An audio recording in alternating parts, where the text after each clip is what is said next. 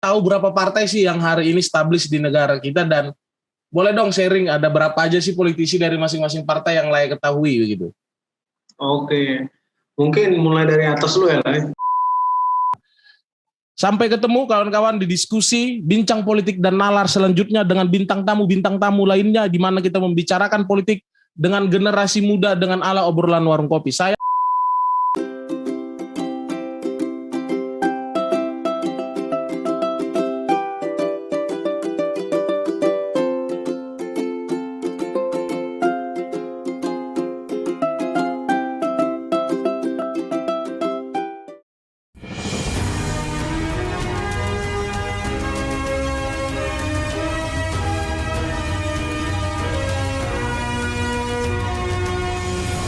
Halo semua, kembali lagi di channel YouTube Zona Politik bareng gue, Tulus Pardosi. seputar pembahasan politik ala obrolan warung kopi. Kita berbincang tentang politik yang lebih santai. Dan kalau lo punya ketertarikan dalam bidang tersebut, langsung saja mari subscribe dan bagikan sebanyak-banyaknya sosial media kita yang tersedia. Sampai ketemu di video selanjutnya. Thank you semuanya, dadah.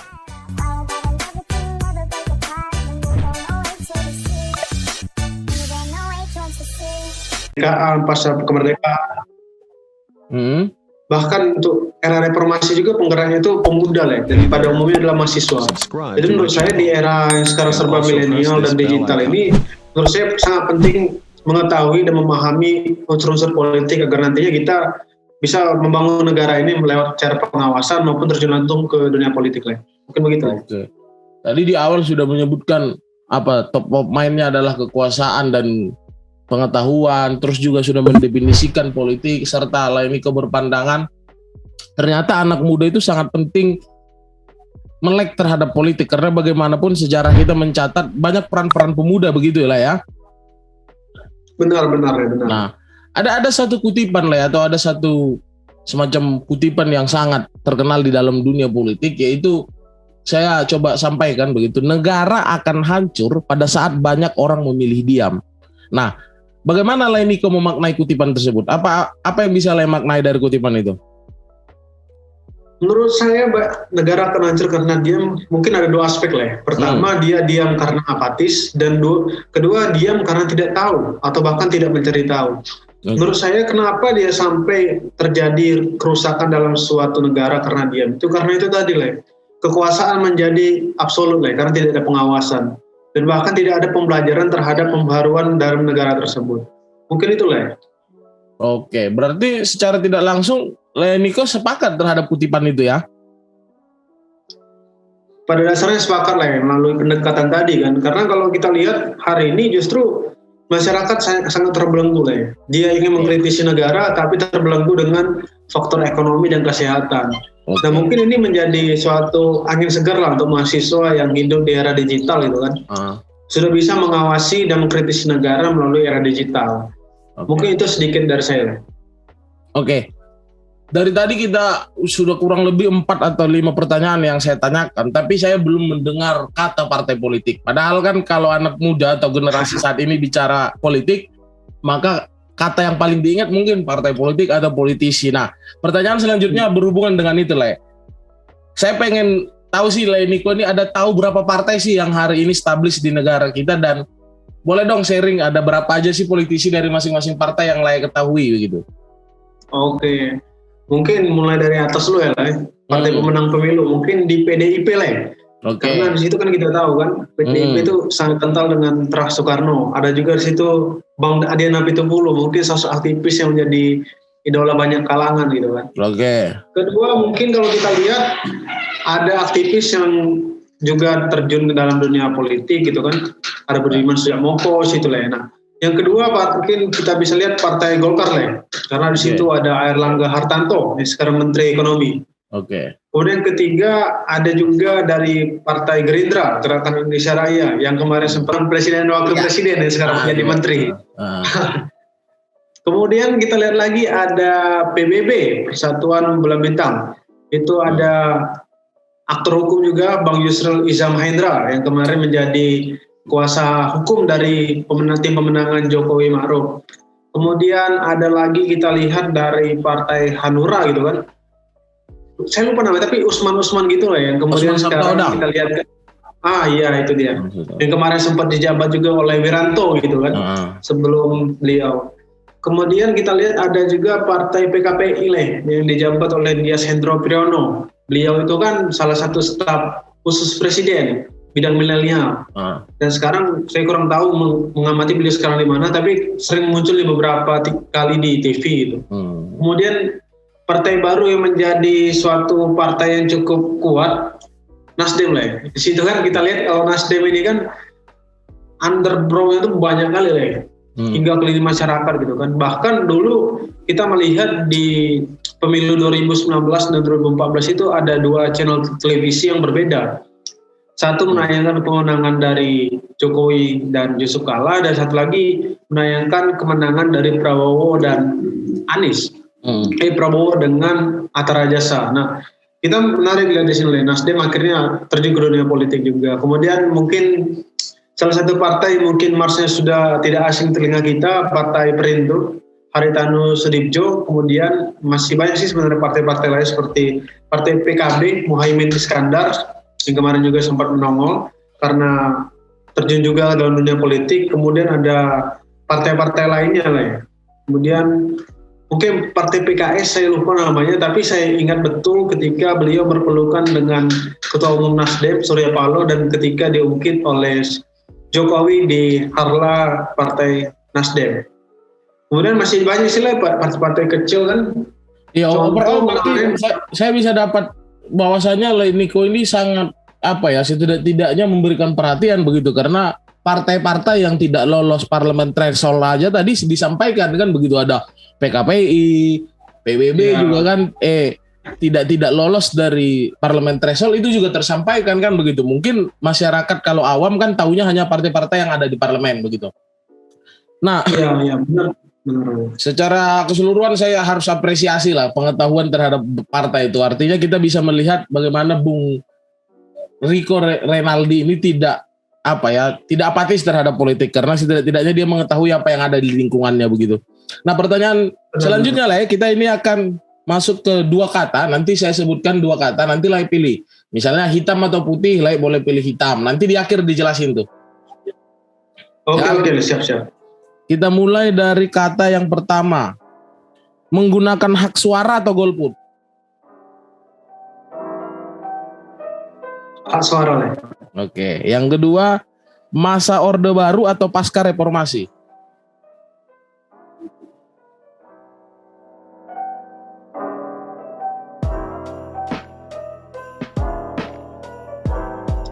Pasca reformasi lah. Yang ketiga, Ganjar Pranowo atau Puan Maharani?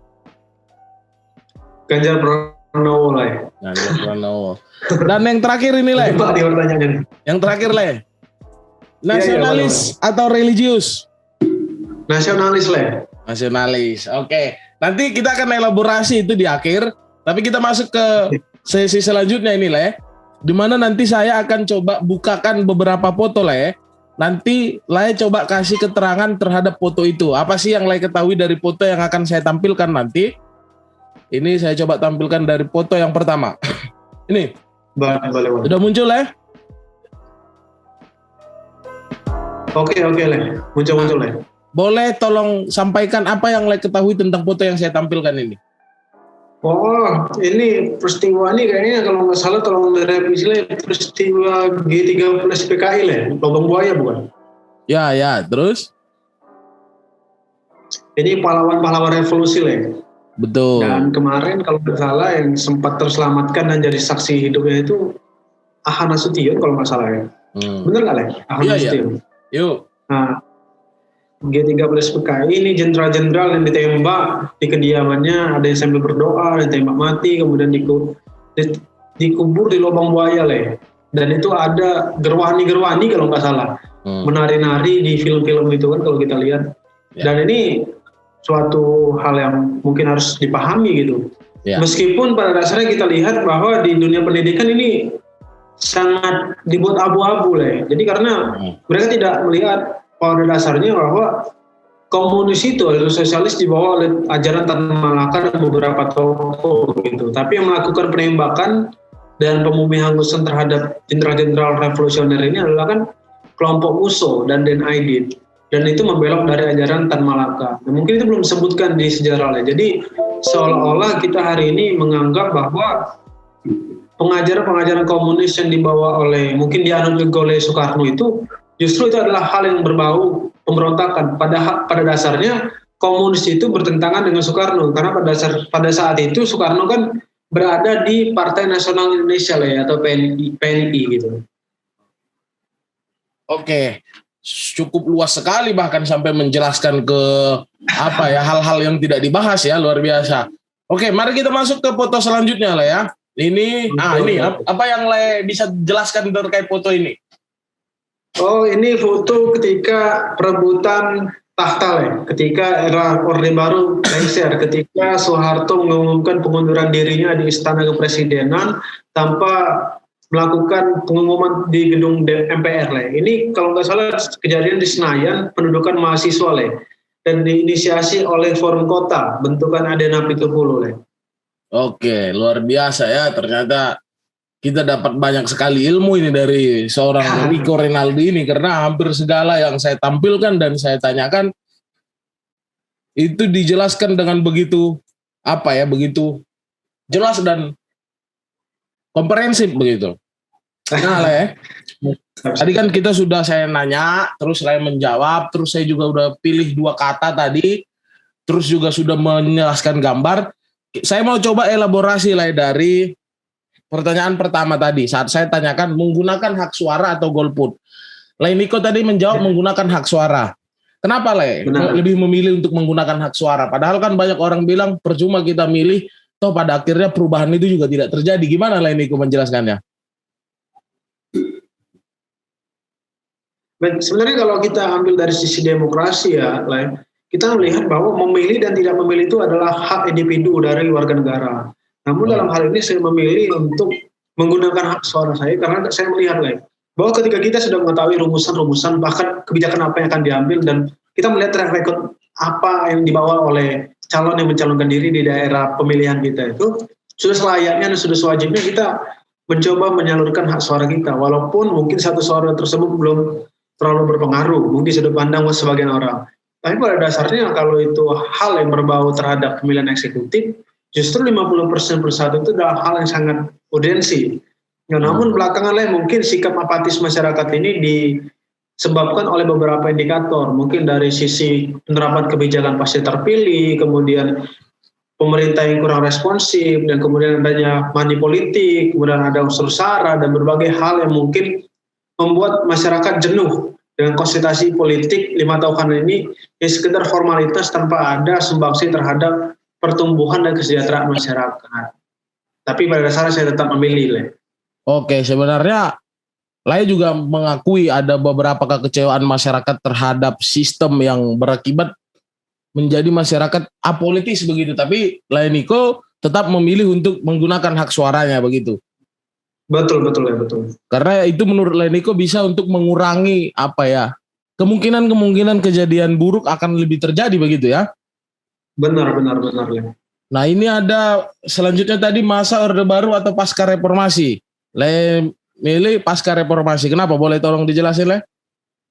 Sebenarnya pada saat kalau kita udah banyak melakukan diskusi Le, bahkan kita juga udah tahu ya, walaupun kalau kalangan awam nampaknya Orde Baru lebih menyeramkan daripada kejadian kita saat ini. Gimana pers dibelenggu dengan kebijakan-kebijakan mereka, GBHN dibuat dengan semena-mena, kemudian ada istilah golongan-golongan karya yang dibuat menjadi seolah-olah partai, PNS dan polisi dan TNI menjadi alat negara untuk merebut kekuasaan.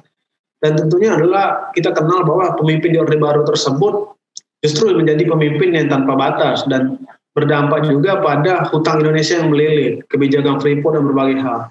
Syukurnya kita bisa dibandingkan dengan Orde Reformasi ini, kita bisa memiliki kebebasan yang menyuarakan pendapat, kemudian mengkritisi negara, dan kemudian kita bisa melihat juga bahwa banyak sejarah-sejarah yang mungkin dibuat abu-abu oleh Orde Baru sehingga menutupi kefatalan yang dibuat mereka ketika mereka menembaki peristiwa Semanggi, Trisakti, Marsina. Itu kan kejadian-kejadian penembakan-penembakan dan Mungkin lain juga tahu istilah Petrus lah, penembak misterius. Nah itu kan hal-hal yang memang ditakuti pada Orde Baru. Dan sekarang syukurnya kita tidak mengalami hal tersebut pada dasarnya. Namun di banyak kesempatan kita masih melihat bahwa ada beberapa tindakan yang mungkin menjadi ambigu di tengah masyarakat. Seperti ketika ada pemutusan jaringan komunikasi di Papua, kemudian ada penembakan di jalan tol terhadap Laskar FPI, dan kemudian berbagai tindakan-tindakan yang dikaitkan dengan konspirasi, dengan tindakan yang represif dari pemerintah. Dan bahkan yang sempat fenomenal itu adalah dua hal yang menurut saya fenomenal.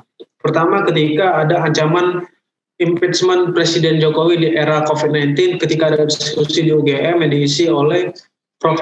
Himatul Hakiki yang berasal dari UII dan beliau guru besar. Dan yang kedua ini adalah yang kemarin lah mungkin baru-baru viral yang adanya penerbitan PP tentang rektor UI dapat diperbolehkan rangkap menjadi komisaris BUMN atau BUMD. Statuta UI mungkin itu begitu ya. Iya, mungkin begitu lah ya. Cukup menjadi kontradiksi gitu. Betul, nanti kita bisa diskusi lebih jauh dan kawan-kawan yang bergabung di Room Zoom ini juga nanti boleh bertanya ke Bung Niko selaku bintang tamu kita ataupun saya selaku host, nanti kita sharing di akhir. Tapi sebelum itu kita selesaikan dulu. Yang ketiga tadi, Le jawabnya kan saya tanya tadi Ganjar apa Puan? Kenapa memilih Ganjar, Le? Iya, padahal kan Ganjar. Kebijakan Ganjar itu tidak sampai ke Sumsel, padahal kebijakan Bu Puan itu kan sampai ke Sumsel gitu.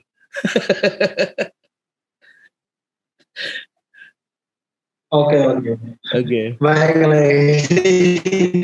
Kayaknya indikatornya udah keras gitu ya. Ya, saya melihat begini, Le.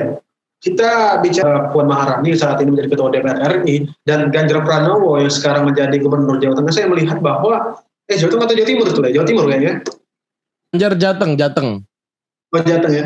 Saya melihat di sini kita harus membandingkan dengan objektif, Le. Saya melihat bahwa terkait Ganjar Pranowo ini cukup baik. Bagaimana beliau mengelola Jawa Tengah yang dulunya kumuh dan banyak tindakan kriminal menjadi suatu pemukiman yang layak bagi penduduknya. Dan kesejahteraan beliau juga di lingkungan tersebut meningkat. Artinya ini bisa kita jadikan role model kebijakan-kebijakan beliau yang pro terhadap masyarakat. Dan Ganjar juga cukup responsif, baik ketika ada pungutan liar di Dishub yang kemarin sempat menonjol juga di Twitter, kemudian ketika dia merespon cuitan-cuitan di Twitter dan di Instagram beliau, dan akhirnya popularitas dan elektabilitas beliau itu meningkat. Dan beliau tidak sungkan untuk bercengkrama langsung dengan aksi. Puan Maharani dalam hal ini hanya menggunakan terah Soekarno yang dimilikinya sebagai cucu dari terah Bapak Revolusioner. Karena saya melihat justru ketika kita sidang COVID-19, beliau justru mengesahkan undang-undang Omnibus Law. Nah, di sini saya melihat tidak ada sikap responsif terhadap masyarakat lain. Andai kata kita bisa menggunakan Ganjar Pranowo, saya rasa itu ibaratnya teh botol sosro lain. Dengan siapapun Ganjar Pranowo dipasangkan, justru dia akan digait oleh partai politik. Kita sekarang ketika beliau tidak diundang di acara PDIP, justru beliau disupport langsung oleh Nasdem, Golkar, dan PKS. Nah ini kan artinya bahwa ada angin segar. Saya merasa ada teknik-teknik politik lah yang dirancang oleh PDIP.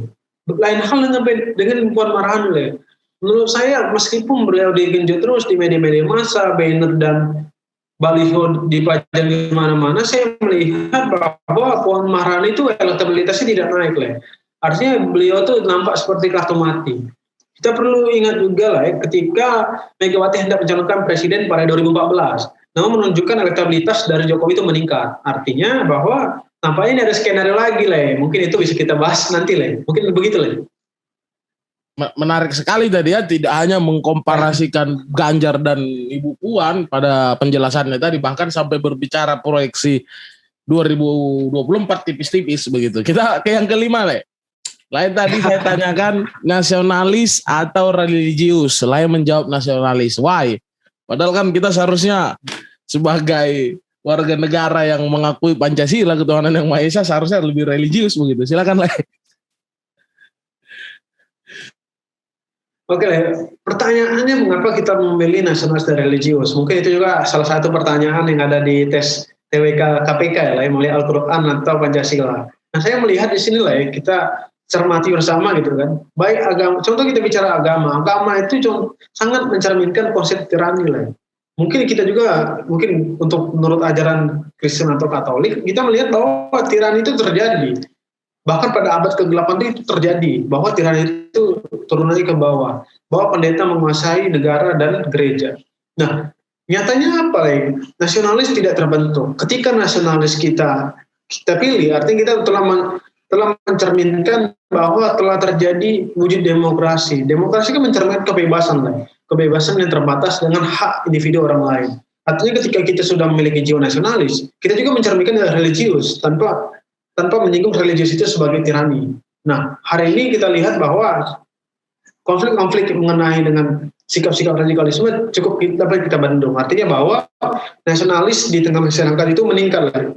Dan ini menjadi suatu parameter baik bagi Indonesia sebagai negara berkembang bahwa nasionalis tersebut bisa menjamin nilai-nilai religius yang berkembang di tengah masyarakat. Kita bisa melihat tahun kemarin lah bahwa antara hari raya umat Islam dan hari raya umat Kristen itu berdampingan, dan beberapa bulan lalu juga berdampingan. Kemudian umat Hindu ketika mereka merayakan Nyepi, mereka dengan khusyuk menjalankan ibadah tersebut. Dan umat Buddha dan Konghucu tetap damai tentram gitu. Artinya bahwa nasionalisme yang dirawat tidak berlebihan akan mewujudkan sikap yang lebih humanis. Namun nasionalisme yang berlebihan justru akan berkiblat pada fasisme gitu kan, Hitler. Nah mungkin itu sedikit lagi. Biasa ya. Terima kasih nih Lai Niko nih. Saya sudah mengeluarkan segala konsep yang sudah disiapkan oleh tim kreatif Zona Politik. Sekarang waktunya kita sharing santai saja. Kawan-kawan yang bergabung di Zoom ini kurang lebih ada 200 orang ini. Mulai dari Adnan Wahid hingga Mat Sari sampai paling akhir nih saya lihat di partisipan ada 210 bahkan sekarang. Nah, kawan-kawan yang bergabung di Zoom boleh menyampaikan pertanyaan apapun karena di Zona Politik ini kita bebas bahas apapun seputar politik ala obrolan warung kopi. Jadi santai saja. Kalau memang ingin menyalakan mic boleh silahkan, ingin menyalakan on cam juga boleh silahkan, ataupun hanya melalui kolom chat silahkan. Apapun yang kawan-kawan ingin tanyakan ke bintang tamu kita, Bung Niko, ataupun kepada saya, ataupun kawan-kawan ingin menyampaikan pendapat, tidak bertanya boleh. Dengan senang hati kita akan berikan waktu dan tempat.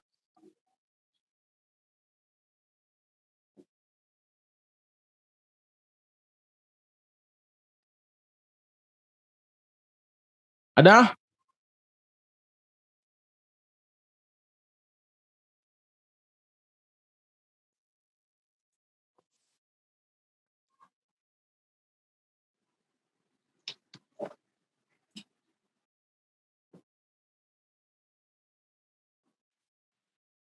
Permisi Bang. Oh iya, silakan Bang Sony.Pani. Oke. Aku ingin bertanya Bang. Aku anak muda dan aku sangat berpartisipasi dalam dunia politik dan aku sangat tertarik dengan itu. Akan tetapi, aku masih duduk di bangku SMA sekarang Bang. Dan tahun depan nanti aku akan kuliah. Jadi aku rencana itu mengambil politik.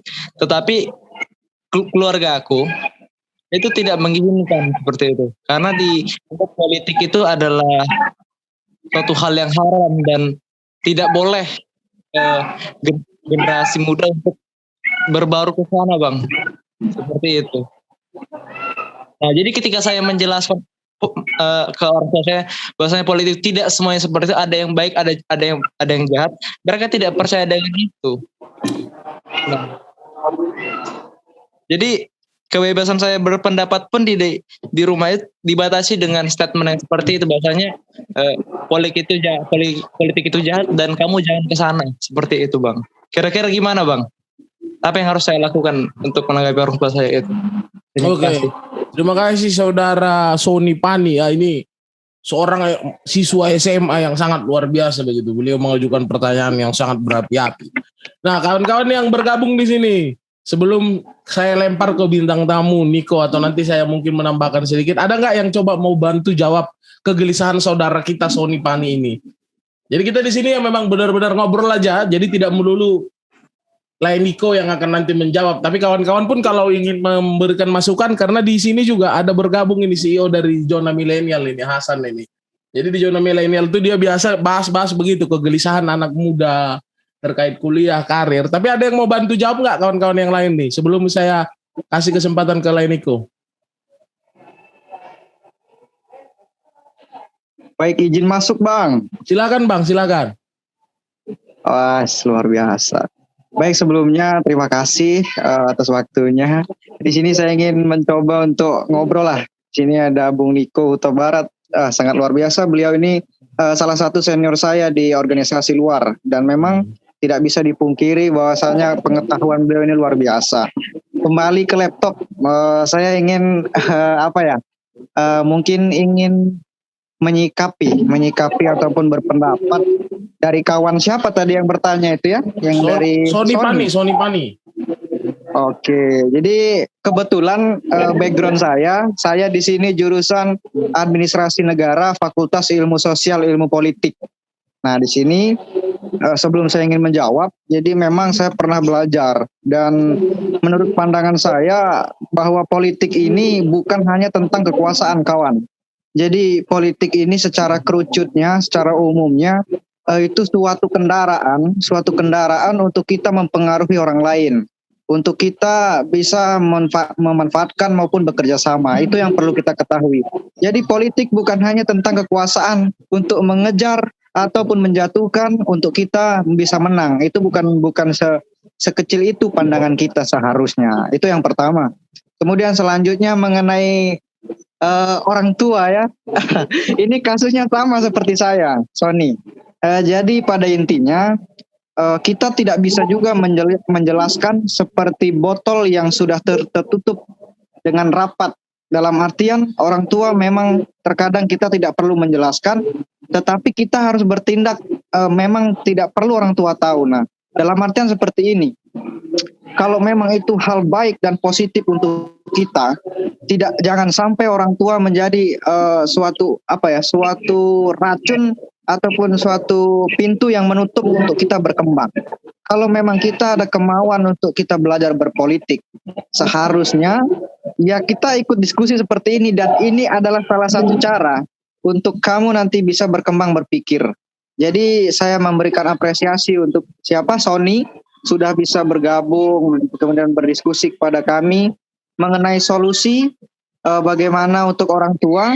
Ya tidak bisa kita pungkiri Sony, karena orang tua itu adalah untuk kita menolak juga tidak bisa, untuk kita nurut juga tidak terlalu bagaimana ya, kita biasa-biasa saja dengan orang tua. Tapi kita harus paham bahwasanya mau tidak mau kita harus mengikuti yang nama jalan politik.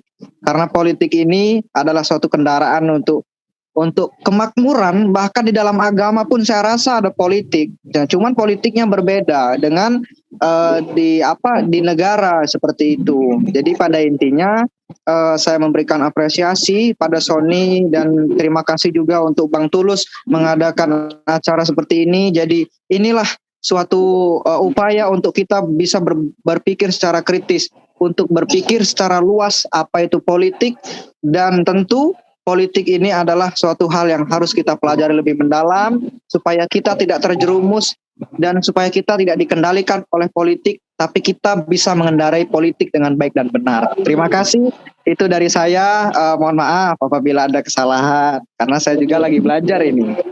Thank you, lanjut.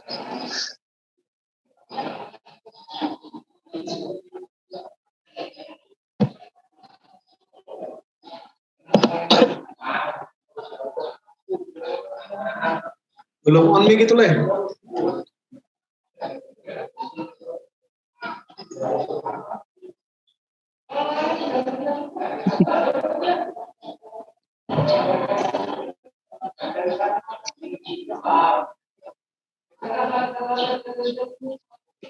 Ini nggak kedengeran ini.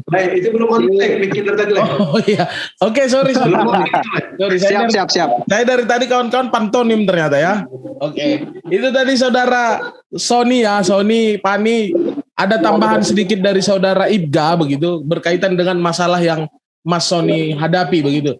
Nah, mungkin dari Bro Niko atau Teh Niko ada yang mau ditambahkan nggak untuk adik kita Sony ini? Dia pengen banget kuliah politik tapi orang tuanya tidak mengizinkan begitu loh, kurang lebihnya masalah dia. Baik, terima kasih lah. Kayaknya tadi udah cukup panjang juga ya dijelasin dan berbobot apa yang dikatakan oleh Ketua IPGA tadi. Nah, memang pada dasarnya Aku juga dulu sempat sih sebenarnya tertarik pada dunia politik dan ingin terjun kepada ngambil ilmu politik di kampus gitu kan. Sempat dulu di Undip sama UGM mau daftar. Tapi setelah banyak sharing-sharing sama senior, ternyata banyak jurusan yang justru wawasan lebih luas. Contoh di ilmu administrasi publik dan hukum gitu. Karena di kedua jurusan ini mempelajari juga politik. Tapi kalau kita lihat nantinya kalau kita terjun ke dunia politik, jurusan SIP itu jurusannya yang cukup padat ruang geraknya gitu, artinya tidak terlalu mobile. Berbeda ketika Anda lulusan dengan gelar SAP atau SH, itu lebih mobile. Dan pada dasarnya kalau kita cermati, kita ingin terjun ke dunia politik itu sebagai pengamat atau sebagai praktisi gitu.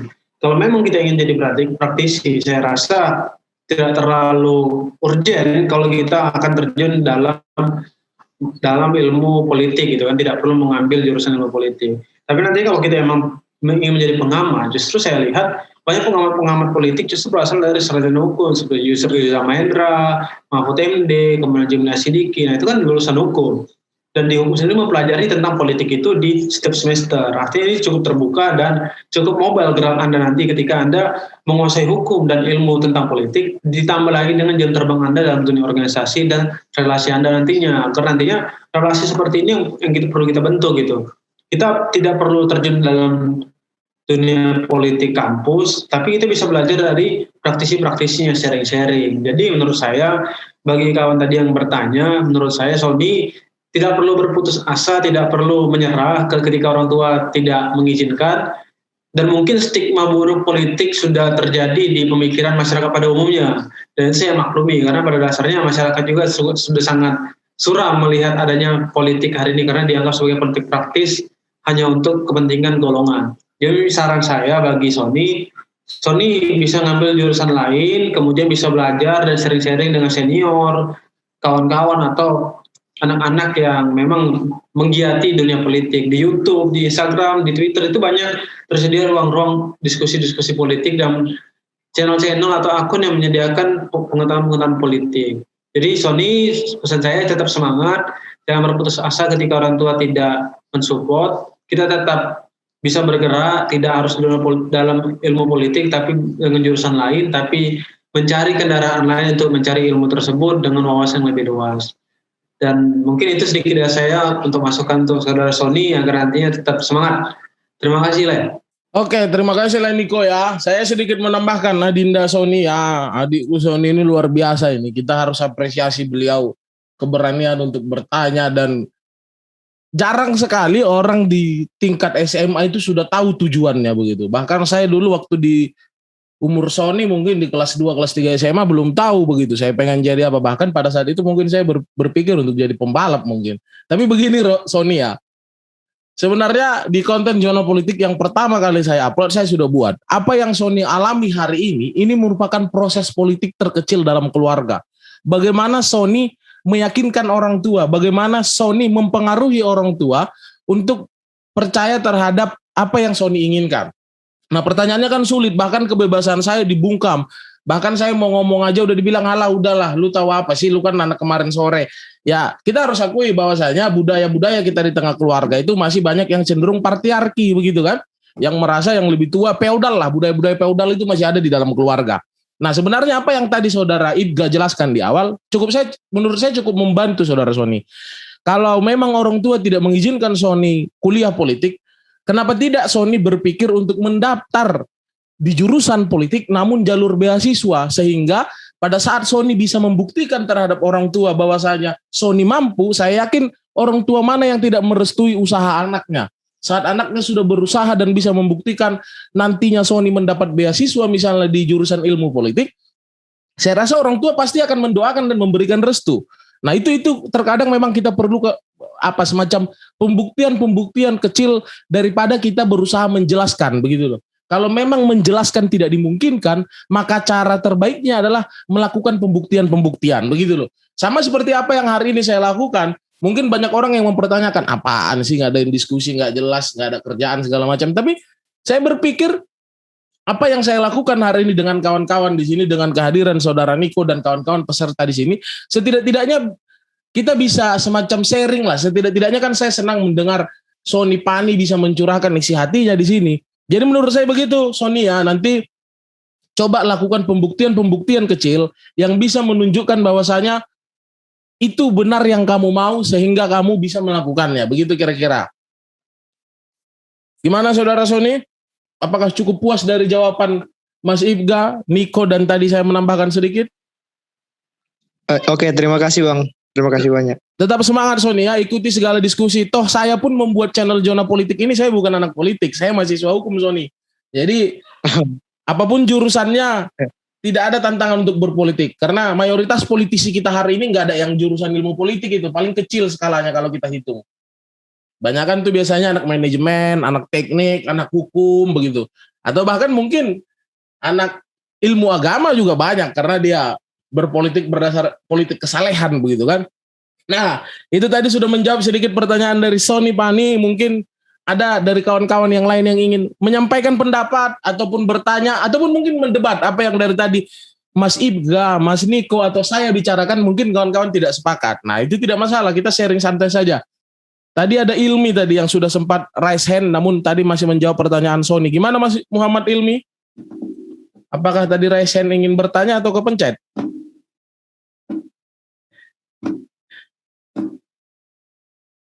Ada kawan-kawan yang lain yang ingin bertanya? Ada 230 orang ini bergabung di dalam room Zoom ini, luar biasa loh.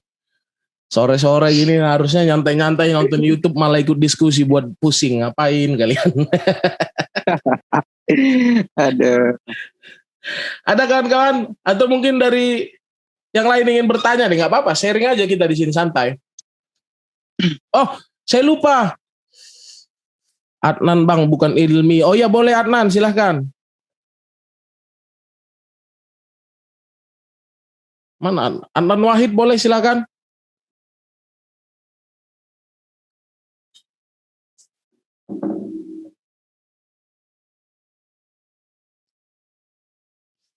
Oke, sambil menunggu Adnan Wahid, ada pertanyaan dari siapa ini tadi? Oh ya, Adnan Wahid dari chat ya. Oh, yang sebelumnya. Bang, titip pertanyaan kepada Bang Niko. Bagaimana pandangan Bang Niko tentang masalah rangkap jabatan Rektor UI yang sedang hangat-hangat dibahas begitu? Jadi Adnan ini bertanya terkait dengan kehangatan rangkap jabatan Rektor UI yang awalnya jadi polemik, tapi hari ini malah menjadi tindakan yang benar karena kenapa? Aturannya sudah dirubah dan diperbolehkan begitu. Gimana? Lain Niko memandang itu. Oke, terima kasih ya pertanyaannya Adnan. Kayaknya cukup mengikuti tren politik saat ini ya, ketika hadir di tengah-tengah ciutan-ciutan yang berasal dari aparatur negara. Jadi saya melihat ketika kita terjun dalam dunia hukum, mungkin saya melihat dari dunia hukum gitu kan, karena saya berdasarkan disiplin ilmu hukum, kita melihat suatu kejadian tersebut berdasarkan 3 aspek, yaitu sosiologis, filosofis, dan yuridis. Nah, kalau kita lihat secara yuridis, artinya ketika hari ini beliau rangkap jabatan, ini sudah diatur oleh undang-undang, melalui peraturan pemerintah yang setara dengan undang-undang. Artinya secara legacy dia sudah mendapat amanah dari negara untuk dapat menjadi rangkap jabatan, menjadi komisaris, menjadi rektor. Itu tidak ada masalah dan tidak dapat diributkan. Tinggal nanti kalau kita memang mau menguji hal tersebut, kita datang ke MA untuk menguji hal tersebut. Hal lain yang saya lihat dari sini dari aspek sosiologis kawan-kawan. Ketika beliau rangkap jabatan, artinya bahwa ada ketimpangan. Kita tahu apabila hal yang berbau rangkap tersebut akan menjadikan konflik of interest. Saya melihat di sini ketika kelompok akademisi disandingkan dengan kelompok praktisi, maka akan menimbulkan suatu gejolak. Artinya ketika dia anak atau mahasiswanya mengkritisi negara, justru dia akan melakukan intervensi. Nah, ini bisa kita lihat ketika anak-anak BEM UI, kawan-kawan kita, itu memberikan Jokowi gelar sebagai lip service. Dan beliau langsung dipanggil oleh pihak rektorat. Nah, sini kita telah lihat bahwa beliau tidak dapat membedakan antara narasi kritik dan narasi untuk melakukan tindakan-tindakan makar. Dan saya melihat sini konflik of interest terjadi. Di sisi filosofi saya melihat bahwa ketika hal ini terjadi dan terus dibungkam, maka kita akan melihat bahwa masyarakat nanti akan seolah-olah menganggap rektorat atau kelompok akademis ini titipan dari aparatur negara untuk mencengkram kebebasan berpendapat dan kebebasan mengkritisi negara. Sehingga kelompok-kelompok diskusi menjadi semakin kerucut dan semakin tidak bebas di ranah kampus. Mungkin begitu lah ya, sedikit dari saya. Oke, begitu Mas Adnan tadi ya, pertanyaannya sudah ditanggapi oleh Bang Niko. Dan kawan-kawan mungkin ada yang pengen menambahkan, karena luar biasa ini, udah makin bertambah terus, 240 orang ini bergabung. Bahkan ada Mas Paujan Yudhistira juga ini, yang besok juga akan diskusi dengan saya. Beliau ini Wakil Ketua 2 Senat Mahasiswa FSH 2019 UIN Jakarta. Jadi kawan-kawan, diskusi ini saya akan lakukan terus untuk bagaimana kita membicarakan politik ala obrolan warung kopi, santai saja begitu. Apapun kawan-kawan yang ingin tanyakan. Nah ini dari Muhammad Ilmi. Assalamualaikum, maaf Bang, saya Muhammad Ilmi jadi nanya. Oke, silakan Saudara Muhammad Ilmi yang ingin bertanya, silakan. Tolong dibawa kulkas. Pakai sabun. Silakan Muhammad Ilmi yang ingin bertanya.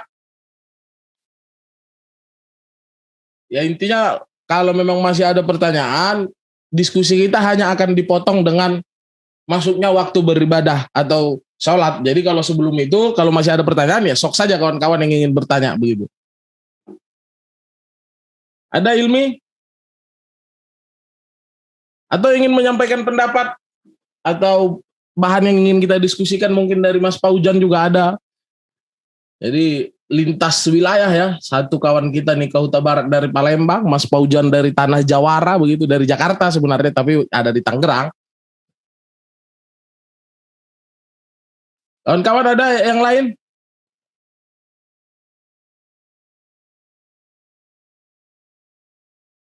Mas Abdul Rosid mungkin sudah menyalakan kamera.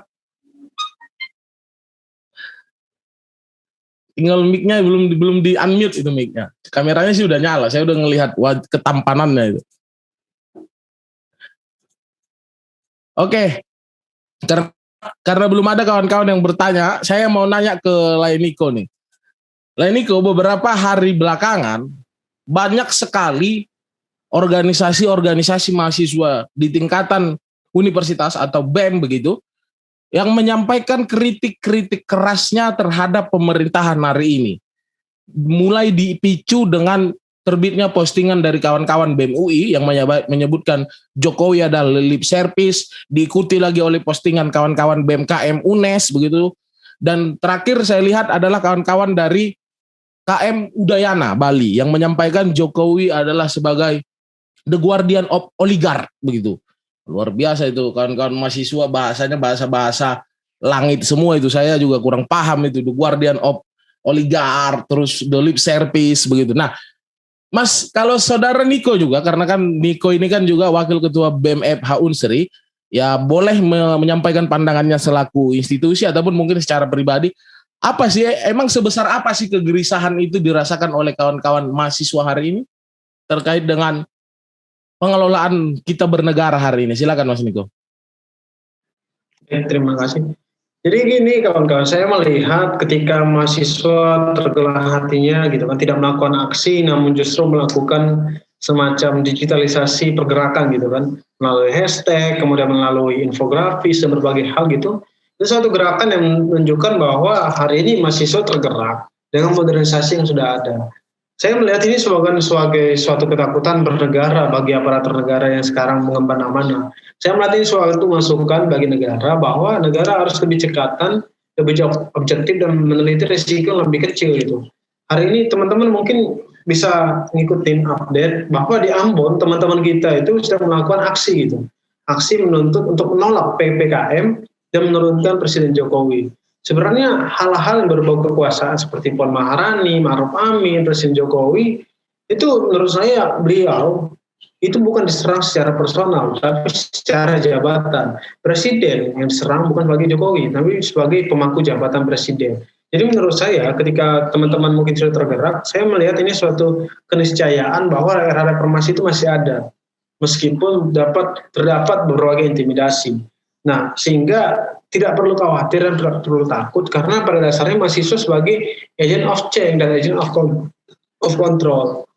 Di Palembang sendiri, teman-teman bisa lihat bahwa PPKM tersebut tidak berjalan sebagaimana yang kita ketahui dan sebagaimana surat edaran Kemendagri tersebut dijalankan. Artinya masyarakat hari ini, mahasiswa hari ini tergerak, bukan hanya tergerak sebagai mahasiswa sendiri, tapi juga sebagai simpul-simpul dari masyarakat. Bagaimana orang tua yang mengalami kesulitan sebagai pedagang, sebagai pekerja, pada waktu atau berbagai pekerjaan yang menguras tenaga, namun dihentikan atau dipaksa untuk tidak produktif sebagaimana mestinya oleh PPKM atau COVID-19. Dan kebutuhan mereka juga semakin hari semakin meningkat. Sehingga saya melihat di sini lah, ketika ketimpangan-ketimpangan yang terjadi akan membentuk suatu tindakan kriminalitas terhadap sesama mereka. Kita tahu bahwa belakangan di Twitter itu mencuat ke publik bahwa masyarakat bantu masyarakat. Artinya bahwa di sini ini semacam sarkas bagi negara bahwa negara belum hadir gitu loh ke dalam berbagai lapisan masyarakat. Mungkin kalau kita belajar atau bekerja dari rumah itu mungkin masih bisa kita lakukan pada kelompok kelas menengah. Kita tidak mencermati bagaimana kelompok-kelompok kelas bawah gitu kan. Bagaimana ketika beliau di desa perangkat dia minim, kemudian sinyal terganggu, dan kemudian akses untuk ke kota juga sangat susah. Nah, ini belum terjangkau gitu. Artinya masih hal-hal yang berbau semacam untuk kalangan menengah. Nah, sini saya ingin mengharapkan bagi kawan-kawan teruslah mengkritis negara seperti kemarin Omnibus Law yang tidak pro terhadap masyarakat. Kemudian SK Kemenkumham yang membebaskan narapidana melalui integrasi dan asimilasi gitu kan. Dan berbagai kebijakan lainnya. Nah, ini menjadi suatu analisa kita bersama gitu. Mungkin teman-teman nanti kita akan diskusi lebih menarik ketika kita melihat bahwa negara ini sedang tidak baik-baik saja.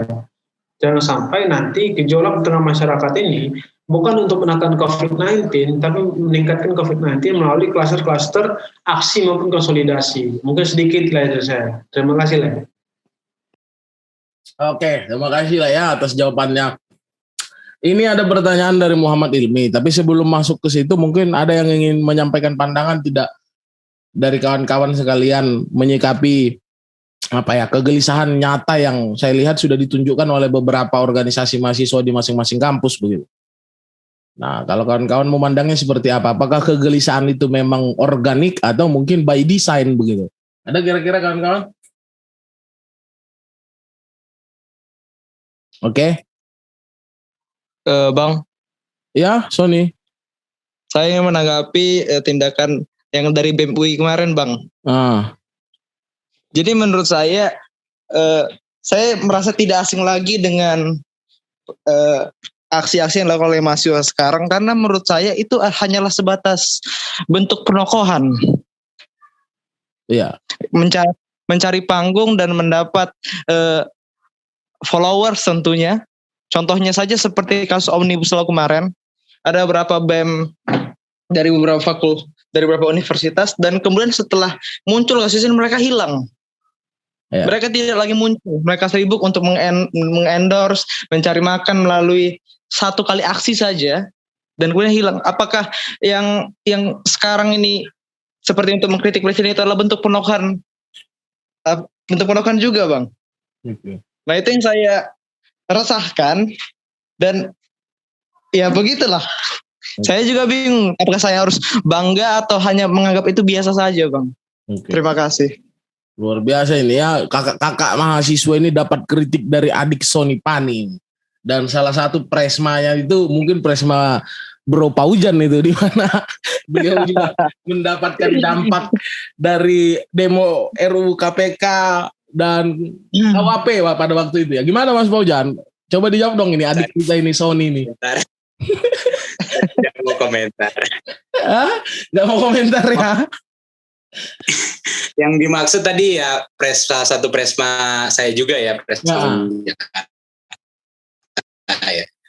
Itu Bang Sultan ya. Sekarang sih Bang Sultan ya kebetulan masih dalam bergerilya gitu, dalam saya lihat postingan-postingan Instagramnya gitu ya, masih bergerilya membangun jejaring buat ya dia membuat Centennial Z kebetulan kan, yang mana untuk ya sebagai autokritik kali, untuk gerakan alternatif lah di luar daripada partai politik. Kalau gue sih ngeliatnya kayak gitu ya. Gue nggak bisa ngomong banyak terkait Bang Sultan, karena juga gue sekarang ya Bang Sultan udah lengser juga, gue juga udah lengser gitu kan. Jadi gue nggak bisa, ya udah jauh lah gitu. Benar. Jadi gue nggak bisa banyak lah ngomongin tentang Bang Sultan gitu. Iya. Itu aja sih dari. Iya, thank you ya Bro Paujan ya. Tapi setidaknya Bro Paujan mau sampaikan tuh Dek Sony, bahwasanya ternyata mereka nggak benar-benar hilang kok. Mereka masih membuat semacam platform baru. Kalau tidak salah saya Centennial Jet itu kan dibentuk oleh 3 Presma itu kalau saya tidak salah, itu oleh si Manik, terus juga ada dari UIN, satu lagi saya lupa tuh dari mana tuh. Jadi sebenarnya mereka tidak benar-benar dari mana? UGM Bang, Fatur. Oh, Patur ya. Jadi mereka sebenarnya tidak benar-benar meninggalkan gerakan-gerakan untuk memperjuangkan hak-hak masyarakat. Cuman mungkin platformnya bergeser menjadi platform digital begitu atau platform sosial begitu kira-kira, Sony.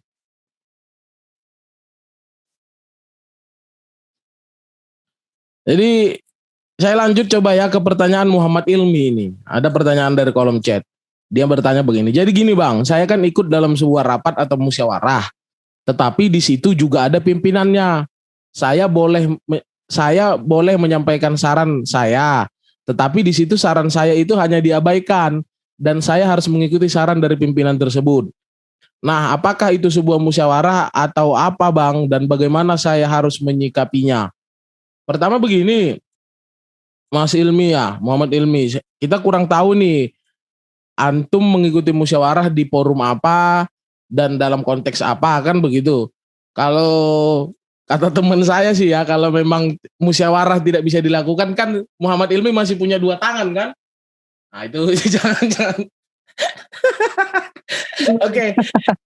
Intinya saya tangkap poin dari Mas Ilmi ini. Saya tangkap poinnya bahwasanya dia mengikuti musyawarah mungkin di salah satu forum pemerintahan ataupun mungkin forum kemasyarakatan yang di mana saran dia diabaikan di situ. Padahal dia sudah menyampaikan saran. Jadi ada semacam budaya feodal begitu loh. Yang tua yang paling mengerti begitu. Padahal sebenarnya kan Ilmi ini bisa saja sudah membaca jurnal dari Jerman, sementara yang tua buka Facebook aja masih nge-like kan gitu. Gimana kawan-kawan menyikapinya? Dari saudara Niko gimana? Ini menyikapi adanya budaya-budaya feodal yang di mana suara-suara generasi muda ini semacam dibungkam begitu. Baik, Le. Mungkin saya juga nggak ada di lokasi gitu, jadi saya nggak tahu tuh substansi apa yang dibahas dan kemudian regulasi apa yang mereka terapkan gitu kan. Tapi ketika kita ingin melihat medan yang terjadi hari ini, bahwa ketika saudara tadi mengatakan bahwa saudara masih dibolehkan memberikan saran, itu suatu cermin demokrasi yang cukup baik. Namun di sini saudara mengatakan bahwa saran saya itu hanya diabaikan dan saya harus mengikuti saran dari pimpinan tersebut. Nah, saya tidak tahu mekanisme seperti apa. Jadi saya rasa saya belum bisa menjawab pertanyaan tersebut. Tapi menurut analisa saya, ketika pimpinan memberikan arahan atau presidium atau pimpinan sidang atau sejenisnya memberikan arahan, mungkin apa yang saudara sampaikan sudah disampaikan dan sudah termuat dalam rekomendasi pernyataan atau apapun bentuknya, dan kemudian ketika saudara merasa itu tidak dihargai, mungkin saudara ketika pimpinan hendak melakukan ketok palu, saudara bisa mengajukan PK atau peninjauan kembali agar nantinya putusan tersebut memang memuat saran dari saudara. Dan mungkin apabila nantinya beliau memang memaksakan kehendaknya, tentunya saudara bisa meminta urgensinya apa diterima saran tersebut gitu kan. Rasionalisasinya bagaimana gitu, agar nantinya memang saudara memberikan pendapat dan dapat ditolak secara objektif tanpa mengurangi maksud dari substansi yang saudara sampaikan. Mungkin demikian, Le. Oke. Mungkin Mas Muhammad Ilmi mau memperjelas, sampaikan saja mungkin forumnya di Musrembang atau di mana gitu. Maksudnya biar kita bisa menyikapinya dengan dengan terbuka saja, karena kalau kita ngobrol di warung kopi kan ya apa aja kita omongin, nanti masalah UITE kan hal lain ya. Silakan Mas Muhammad Ilmi, bisa diperjelas nggak itu pertanyaannya?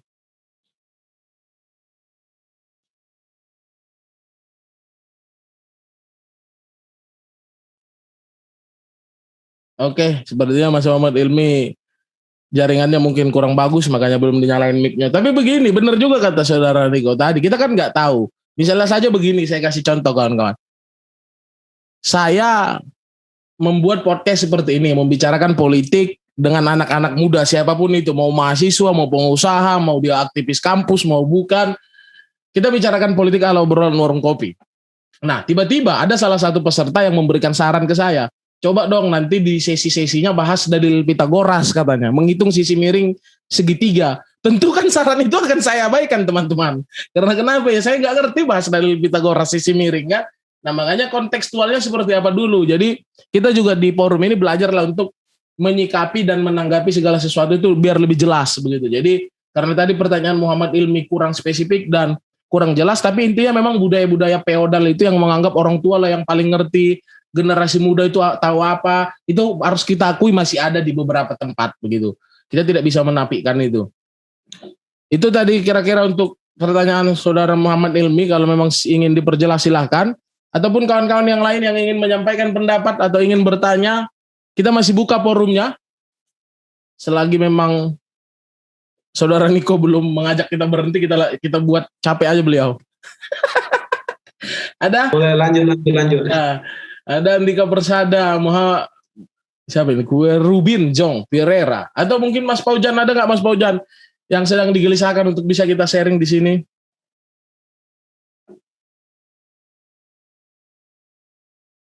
Nggak ada, belum ada. Oke, belum ada ya. Kita tunggu kawan-kawan yang lain deh. Ada Muhammad Muhajir, Stephen Kenzli, ada Mil nih pakai baju pencak silat, luar biasa loh. Ada kawan-kawan? Oke, izin masuk mungkin. Terakhir. Boleh. Mungkin soalnya nih. Siap. Mantap. Jadi saya sangat sekali lagi apresiasi lah kegiatan ini. Jadi saya menyimak dari awal sampai sejauh ini, dan ternyata memang yang kita diskusikan inilah yang menjadi bahan untuk kita ke depan, generasi muda. Kembali ke pertanyaan ini ya, jadi hanya sebatas diskusi, jadi saya di sini tidak mengajari maupun yang lain, bahwasanya adinda kita atau kawan kita, bahkan bisa senior saya ini Muhammad Ilmi ini ya. Jadi dalam musyawarah ini kan pastinya ada perbedaan pendapat, dan juga di dalam musyawarah ada yang menetapkan dan mengesahkan pendapat tersebut. Nah, yang dikatakan oleh Bung Niko Huta Barat tadi, beliau lebih menjelaskan ke dalam mungkin persidangan yang ada pimpinan sidang. Nah, itu sangat tepat dan saya sepakat bahwasanya ketika memang pendapat kita tidak dibicarakan atau tidak diberikan penjelasan, kita bisa mengajukan PK namanya. Itu yang pertama. Tapi yang kedua, ketika kita berdiskusi seperti ini, kalau memang pendapat kita tidak ditindaklanjuti atau tidak dibahas, nah disitulah sebenarnya negeri kita ini sedang seperti itu sekarang gitu loh. Dalam artian kita bersuara banyak lantang, tapi apa yang didengar oleh penguasa, itu yang pertama. Dan juga kita harus tahu pendapat ataupun kritik dari kita itu bisa didengar dan bisa tidak, itu yang dijelaskan oleh Bang Tulus Pardosi, sesuai tidak dengan tupoksinya, nyambung tidak dengan pembahasannya. Kalau memang nyambung, kira-kira nyambung tapi tidak didengar, kita boleh baku hantam. Untuk apa ada dua tangan seperti itu? Tidak, itu hanya gurau saja. Oke, jadi secara kerucut, secara inti, kawan-kawan harus tahulah bahwasanya pendapat itu tidak harus diterima. Maksudnya pendapat itu pendapat kita, tidak harus semua pendapat kita itu didengar. Dalam artian pimpinan juga memiliki suatu kebijakan. Pastinya harapannya pimpinan memiliki suatu kebijakan berdasarkan kebijaksanaan. Itu sih. Dan tentu saya kembali ke awal ya, saya sangat tertarik yang pertama tadi mengenai mahasiswa sangat kritis terhadap penguasa. Kemudian Bang Tulus Pardosi tadi membahas tentang BEM Udayana, ikut serta mendukung lah, dalam artian BEM UI, kemudian Unsri Palembang, Unsri Sumsel, rasanya satu garis, satu perjalanan. Tapi perlu kita ketahui, bukan itu tentang benar dan tepatnya. Namun kita lebih ke berpikir bahwa itulah demokrasi, itulah keresahan-keresahan mahasiswa yang memang harus kita ucapkan, dan tentu setiap organisasi memiliki suatu ekspresi yang berbeda gitu loh. Kalau zaman dulu benar katanya Bung Niko tadi, bahwa dulu kita bisa aksi turun ke jalan, kita bisa demo orasi. Nah sekarang aksi itu bukan hanya demo, aksi itu bisa melalui media sosial. Nah yang saya sayangkan, Jokowi saja sebagai presiden dia biasa meresponnya. dia terima dengan kritikan itu, kan seperti itu. Tapi kenapa yang di bawahnya ini yang malah takut dengan kritikan tersebut? Jadi pada intinya kawan-kawan, ayo kita jangan takut kita memberikan suatu kritik dan saran. Jangan sampai sopan santun ini menjadi suatu hal untuk membatasi kita dalam mengkritik. Saya baru tahu bahwasanya mengkritik penguasa harus ada sopan santun. Di dalam kritik itu tidak perlu sopan santun kalau saya ketahui. Kalau dari saya, yang namanya kritik adalah suatu hal yang negatif, tapi memang tujuannya membangun. Nah, pemerintahlah yang mencari solusi dari kritik tersebut, bukan dari kita. Kalau dari kita itu ya nilai plusnya. Jadi pada intinya kita boleh berkritik, kita boleh tidak sopan, asalkan itu memang benar objektif seperti itu. Seperti itu mungkin Bang Tulus dan juga Bang Niko, saya mohon izin keluar dan terima kasih. Mohon maaf nih, saya sangat semangat ini karena saya luar biasa acara seperti ini. Nanti KMHDI nanti bisa bersinergis nih sama Bang Niko dan Bang Tulus.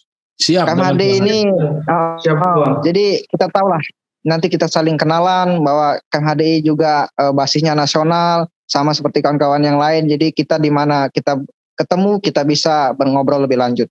Itu saja dari saya. Terima kasih kawan-kawan. Hidup mahasiswa. Hidup. Lanjut. Terima kasih Mas Ibga ya. Benar kawan-kawan tadi luar biasa poin dari Mas Ibga tadi ya. Karena kritik tidak wajib memberikan solusi. Karena kalau kita memberikan solusi jatuhnya jadi konsultan kita ya. Jadi harus ada fee-nya itu kalau kita kasih solusi. Konsultan. Oke, saya rasa kawan-kawan karena pembahasan kita sudah panjang sekali dan sayangnya Saudara Niko tidak menyeduh kopi tadi mungkin sebelum kita tag, jadi sedikit lemas saya lihat. Jadi saya mengucapkan terima kasih atas seluruh partisipasi rekan-rekan sekalian. Tapi saya ingatkan sekali lagi kawan-kawan, kalau diskusi ini akan terus berlanjut. Bahkan untuk besok, bintang tamunya sudah menyediakan waktu untuk hadir di sini, yaitu Mas Paujan Yudhistira. Jadi saya berharap kawan-kawan untuk bisa terlibat terus, kita bicarakan isu politik dengan gaya santai, sambil kawan-kawan tiduran di kosan atau sambil ngopi di depan kosan atau di rumah. Jadi intinya begitu, saya ingin menarik anak muda untuk bicara politik tuh nggak harus anak hukum, nggak harus wakil ketua senat, nggak harus ketua seperti Mas Ibga itu, tidak harus pimpinan organisasi yang bisa bicarakan politik. Mahasiswa baru yang baru beres ospek sekalipun, atau Sony anak SMA sekalipun, tidak ada larangan untuk membicarakan politik.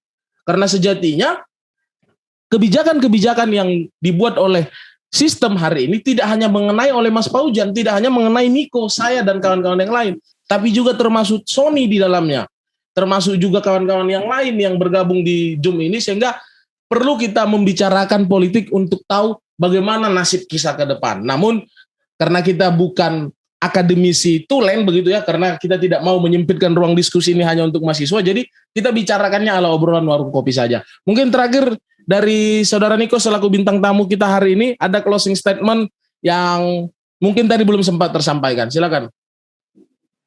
Baik, terima kasih. Jadi closing statement saya bahwa politik itu memiliki makna ganda gitu kan nih. Tadi menurut saya pengetahuan dan tentunya kekuasaan. Nah, pengetahuan tersebut kan berbagai aspek juga nih. Ada pengetahuan yang kita dapat secara otodidak maupun secara formal di kampus gitu.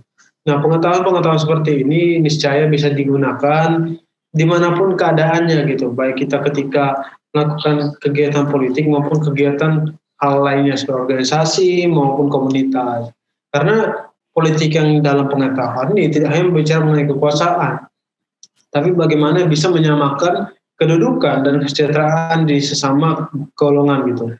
Golongan saya maksud bukan golongan yang sempit. Artinya ketika dia ingin mencalonkan diri sebagai ketua di suatu organisasi senat atau BEM, dia ingin mensejahterakan di daerah pilihnya gitu kan. Tidak mungkin ketika dia mencalonkan diri sebagai Presma UI justru mencampuri urusan rumah tangga di BMKM UGM gitu. Gitu mungkin gambarnya sedikitnya.